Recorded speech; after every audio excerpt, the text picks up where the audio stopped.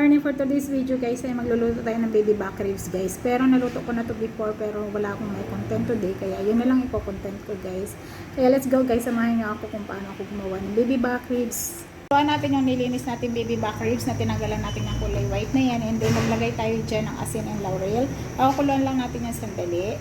Habang pinapakuluan natin sandali yung ating baby back ribs guys. Gagawa tayo ng sauce guys. Gagamit tayo dito ng soda. Sariling version ko lang to guys ha.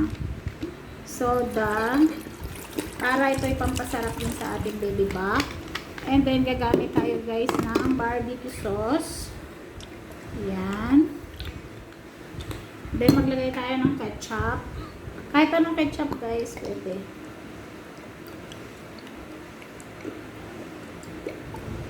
Yan.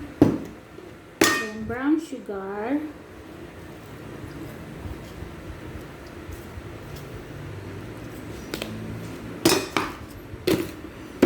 Paprika guys, gagamit tayo ng paprika dito. And then maglalagay tayo guys ng paminta. Yan, kailangan maraming paminta. And then mix lang na natin to. Mix lang natin to guys. Ayan, tabi na natin to guys kasi pa-fried na natin yung ating baby back ribs. Ayan guys, i-fried lang natin sa dali yung ating baby back.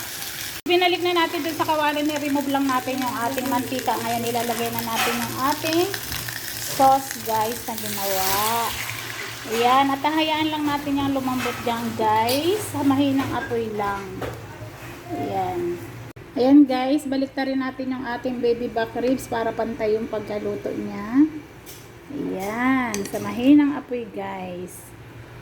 Diba? Yummy na siya tingnan. Kasi ito na, napalambot na natin yung ating baby back ribs at ito yung tirang sauce na ipupunas natin later pag grill natin sa kawali. Ayan guys, para lalong sumarap ang ating baby back ribs. Ayan, maglagawa tayo neto guys. Ayan.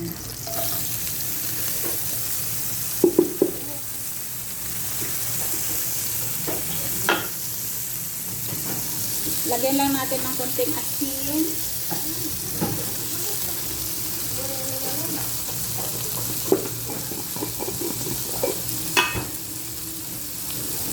Konting paminta guys. And then halo-halo. Tapos na. Ayan guys, at ginigrill na natin sa kawali yung ating baby back ribs. At ngayon ay pupunas-punasan natin ng lalong pampasarap na sauce. Ayan.